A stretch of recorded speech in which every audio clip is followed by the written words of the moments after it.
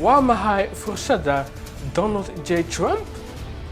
Waa hagaagsi oo loo helo 270 codka elektaroolka waxay u baahan tahay inay ilaayo gobolada uu ku guulaysatay 2020 aad u muhiim ah. Kadibna wuxuu u baahan yahay oo kaliya Nevada, Arizona, Georgia, Pennsylvania iyo Maine degmada labaad si uu helo 287 codka elektaroolka si uu ugu guulaysato madaxtinimada Mareykanka. Trump wuxuu samayn karaa Pennsylvania la'aanteed, laakiin wuxuu hela kaliya 268 codka elektaroolka.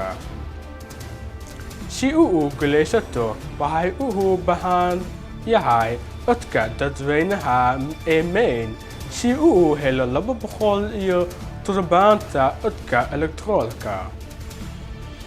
Ama ka tago Maine codka dadweynaha oo hela New Hampshire si uu helo 270 codka elektaroolka.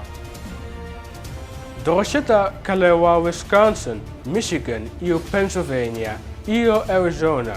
Wuxuu hela 274 codka elektaroolka. Isaga oo aan lahayn gobolada lu'id ah wuxuu u baahan yahay Oregon, New Mexico, Minnesota, Virginia, New Jersey, New Hampshire iyo Maine codbixinta dadweynaha iyo degmada labaad ee Maine si uu helo madaxweynaha madaxtinimada ee Mareykanka.